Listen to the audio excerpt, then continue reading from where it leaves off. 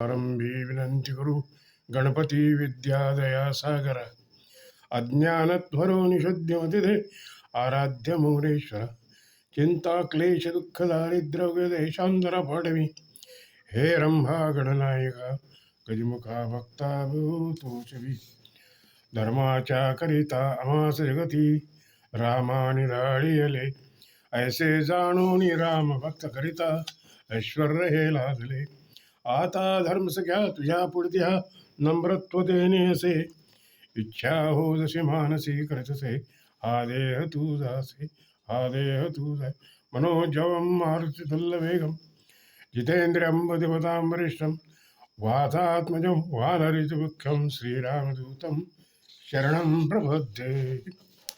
ही रामनवमीविषयी थोडक्यात माहिती सांगण्याचा प्रयत्न करतो आहे. राम व कृष्ण हे भारतीय संस्कृतीचे आधारस्तंभ व भारतीय जनतेचे निष्ठा केंद्र आहे. या रामकृष्णाच्या रंगात भारत जेवढा रंगला आहे तेवढा दुसऱ्या कोणत्याही रंगात रंगलेला नाही. प्रत्येक भारतीयाच्या हृदयावर त्याचे प्रेमशासन अजूनही चालू आहे. पुन्हा पुन्हा ऐकणार श्रीराम जय राम जय जय राम, श्रीराम जय राम जय राम. आणि गोपाळ कृष्ण राधे कृष्ण, गोपाळ कृष्ण राधे गोविंद बोलो हरी गोपाल बोल. याचा उद्घोष साक्ष देतो आहे. हे म्हणण्याचं साक्ष आहे. आपल्या जीवनात राम पूर्णच एकरूप झाला आहे. भारतातील खेड्यात दोन व्यक्ती रस्त्यात समोरासमोर आल्या तर त्या परस्परांना हात जोडून म्हणतात राम राम राम राम म्हणतात. देवतारी त्याला कोण मारी या म्हणती भगवंताचा रक्षण शक्तीवर असलेला विश्वास प्रतिबिंबित होतो. ठेवले अनंते तसेच राहावे या शब्दात खऱ्या भक्ताच्या समर्पण वृत्तीची चुणूक दिसते. प्रभू विश्वासावर चालणारा मानव कार्य किंवा संस्था याच्यासाठी राम भरोसे हा शब्दप्रयोग आपल्या इथे प्रचलित आहे. गटागटात राम भरलेला आहे. या शब्दसमूह ईश्वराच्या सर्व व्यापकतेचे दर्शन घडवतो. कोणत्याही सुव्यवस्थेची व संपन्न राज्यव्यवस्थेसाठी राज्य शब्द पर्याय म्हणून वापरला जातो. मर्यादा पुरुषोत्तम रामाचा जन्म चैत्र शुद्ध नवमी दुपारी 12 वाजता झाला. भर दुपारी कडकडत्या उन्हात श्रीरामाचा जन्म झाला. बघा, जीव व जग जेव्हा आधी व्याधी आणि उपाधी यांनी तप्त होतात तेव्हा त्यांना शांती व सुख देण्यासाठी प्रेमळ पवित्र प्रसन्नतेचे पुंज असा प्रभू रामचंद्राचा जन्म घेतो. हे लक्षात ठेवायचं आपल्याला. रामाचा जन्मोत्सव भारतात ठिकठिकाणी मोठ्या धुमाने साजरा केला जातो. कारण त्याच्या जन्माने व जीवनाचे संपूर्ण राष्ट्र माननीय मार्गदर्शन लाभलेले आहे. कौटुंबिक, सामाजिक, नैतिक तसेच राजकीय मर्यादित राहून पुरुष उत्तम कसा होऊ शकतो हे मर्यादा पुरुषोत्तम रामाचे जीवन आपणाला समजावते. रामातील देवत्व रामाने निर्माण केले आहे. मानव उच्च ध्येय व आदर्श समोर ठेवून उन्नती साधू शकतो हे राम स्वतःच्या जीवनाद्वारे दाखवतो आणि आपल्या व्यक्तीवर प्रभाव टाकून देतो.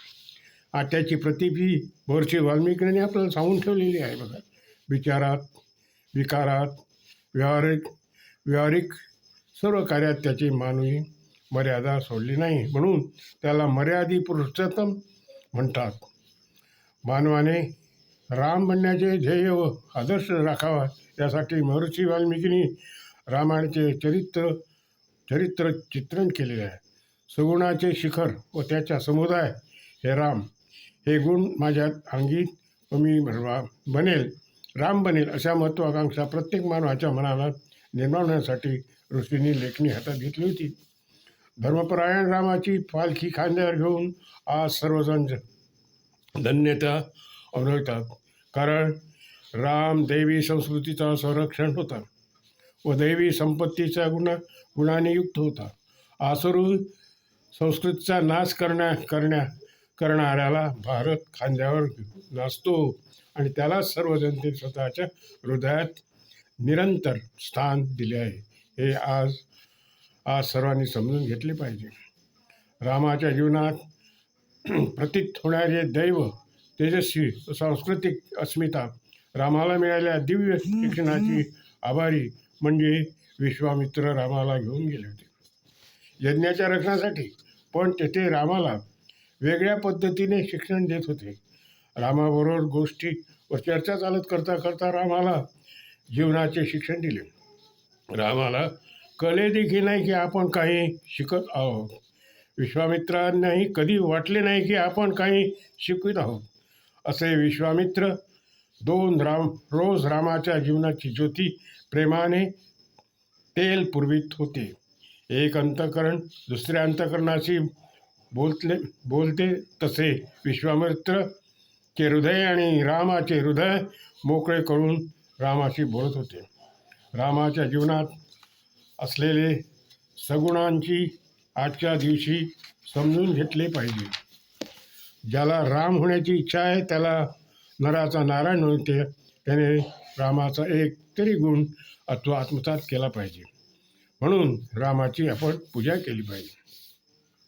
राम आपल्यासमोर एक कौटुंबिक आदर्श ठेवून गेला आहे. रामाला दुसरे 3 भाऊ होते, तरी त्यांच्यामध्ये कधी भांडण झाले नाही, कधी भांडले नाही, कधी एकमेकावर ओरडले नाहीत. आपण कधी ऐकले नाही. कारण त्यागात पुढे व भोगात मागे हा त्यांचा जीवन मंत्र होता. स्वार्थ त्यागाची पराकाष्ठा म्हणजे राम. स्वार्थ त्याला नको होता असा तो राम जेथे नेहमी दुसऱ्याचा विचार करण्यात येतो, त्यागाची तयारी ठेवण्यात येते, तेथे क्लेश, भांडण, झगडा, शेकडो योजने दूर राहतात. हे रामाने आम्हाला सांगितलेले आहे. रामाची पितृभक्ती तर खरोखर अनुकरणीय आहे. वनात जाण्याचा पित्याच्या आज्ञेने राम थोडे देखील दुःख किंवा काकू न करता पालन करतो. राज्याभिषेकाची गोष्ट ऐकताच किंवा वनात जाण्याचा आदेश स्वीकारताना रामाच्या चेहऱ्यावर भाव सारखेच होते. आनंद होता. चेहरा दुःखी नव्हता, चेहऱ्यावर दुःख नव्हते. कोठे वसुंधरेचे राज्य आणि कोठे वनवास. वाल्मिक सांगतात की वनवासाची आज्ञा ऐकून राम जरा देखील व्यथित झाला नाही, ढगला नाही. आनंदाने स्वीकार केला त्याने वनवासात जाण्याचा.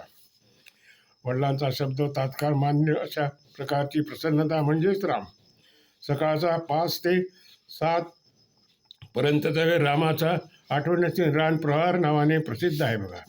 म्हणून त्यामध्ये मत्सर, नट, द्वेष रामा या आणि त्यांच्या पुढे अधिकारी लोक होते.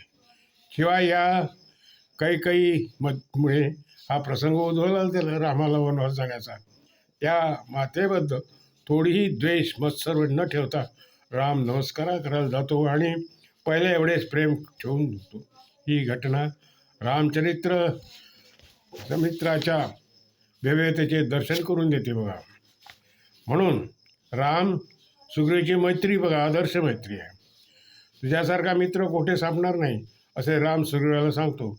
आणि सुग्रीव सांगतो की राम तुमच्यासारखा मला मित्र मिळणार नाही. परस्परांच्या शक्तीचे प्रमाण पूर्णपणे जाणणारे राम व सुग्रीव एकमेकाची कामे मोठ्या आनंदाने करीत होते. वालीला मारण्याचा राम सुग्रीवाला मदत करतो आणि रावणाला मारून सीतेचा परत आणण्याच्या कामात सुग्रीव रामाला मदत करतो. सुग्रीव रामाचे अपार प्रेम होते.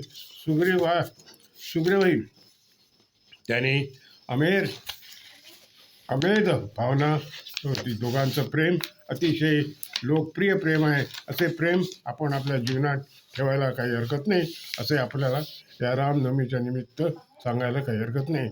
सुग्रीवाला जराही दुःख झाले तरी रामाच्या नेत्रात पाणी येते. रामाने स्वतःचे व सुग्रीवाचे थोडे देखील भेद पाहिले नाही. म्हणूनच राम जेव्हा सरयूमध्ये प्रवेश करतो त्यावेळेस किष्किंधेहून सुग्रीव धावत येतो. स्वतःही रामाबरोबर सरयूमध्ये प्रवेश करतो. मती कुंठित व्हावी असे हे मित्रप्रेम आहे. लोकोत्तर शत्रू देखील रामच. मरीच रामाची उदात्तता भव्यता याचे वर्णन करतात येतं. मित्र असावा रामासारखा, शत्रू असावा रामासारखा. का बरोबर? मित्र आणि शत्रू याचं उदाहरण देण्यासाठी रावणाच्या मृत्यूनंतर त्याने अग्निसर्गा करायच्या विभीषणाने नकार दिला.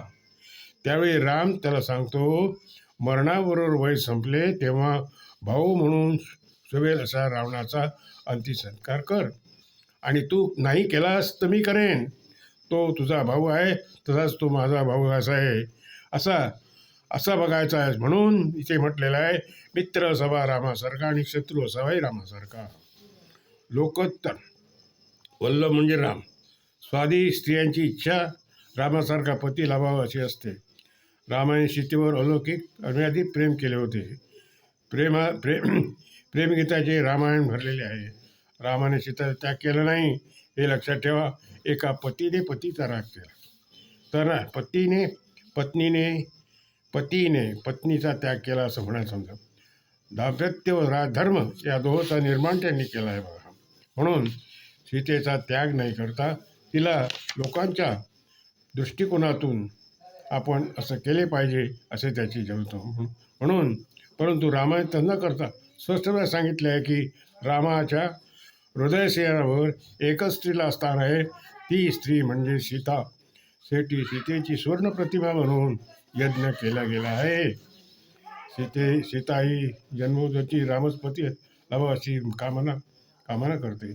या रीतीने पाहता रामाचा सीतात्याग हे आत्मबलिदानाच्या उत्तम असं उदाहरण आहे, असं प्रतीक आहे. रामाला स्वतःची जन्मभूमी फारच प्रिय होती.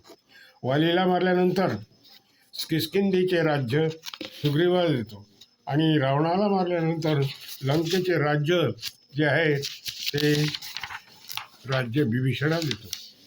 ती राज्य सुंदर समृद्धी, पण रामाने त्याचा मोह धरला नाही की मला ते मिळालं पाहिजे. त्याचा मोह धरला नाही. त्या दोघांनाही ती राज्य आनंदाने दिली. दुर्लभ मारते जन्म, ज्या भूमीमध्ये जन्म दुर्लभ आहे त्या भूमीत जन्म मिळाल्यानंतर त्या भूमीची महत्ता त्यांना कोण समजणार. राम उपासाचे काम आहे. रामनवमीच्या दिवशी या कार्यासाठी कटिबद्ध व्हा. मानव मात्राच्या प्रेरणा व प्रोत्साहन देणाऱ्या रामास सागरासारखा गंभीर, आकाशासारखा विशाल, हिमालयासारखा उत्तम श्रीरामाचा जीवनाचा प्रकार आपण पाहिला. तसेच हनुमान मनोजवम मारुतल्लवेगम जितेंद्रम देवतामृष्ठम वातात्मजम वानरजुक्कम श्रीरामदूतम शरणमध्ये. रामाला जो सहकार्य करणारा, रामाची भक्ती करणारा हनुमंत त्याला मिळाला होता. त्याने सीतेचा शोध लावला आणि त्याने सीतेचा शोध लावून आपल्या स्वतःचे कार्य केलेले आहे. विभीषणाला मार्ग दाखवला. या दृष्टिकोनातून रामनवमीचा महत्त्व आणि स्वतः हनुमंताने लक्ष्मणाला ज्यावेळेला बाण लागला आणि तो बेशुद्ध झाला त्यावेळेला हिमालयामध्ये जाऊन संजीवनी आणून ते लक्ष्मणाचे प्राण वाचवले. इथे मग पुढे रामाला सर्व सापांनी जर वेढा घातल्याबरोबर म्हणून त्यांनी खगार म्हणजे मुंगीसाला तिथे आणून ते सगळं नाहीसं केलं. असं प्रेम, असंही भक्ती करणारा हनुमान, तो स्वतःच्या छातीमध्ये कुठे आहे तुझा राम, तर त्याला म्हटले छातीमध्ये माझा राम आहे. छाती फाडून केल्यानंतर त्याला त्या ठिकाणी राम दिसला. म्हणून असा त्याचा विचार संस्कृतीचा समाजात टिकवून देण्यासाठी कृतनिश्चय बनव, तरच खऱ्या अर्थाने रामनवमी साजरी केली जाते असं म्हणायला हरकत. रामचंद्र प्रभू भगवान की जय. रामचंद्र प्रभू भगवान धर्माच्या करिता अमास जगती रामाने धाडी आले. ऐसे जाणून राम भक्त करिता ऐश्वर्य लाजले. आता धर्म सगळ्या तुझ्या पुढत्या नम्रत्व देणे असे. इच्छा हो जशी मानसी करतसे. हा देह तुझा से. जय जय रघुवीर समर्थ.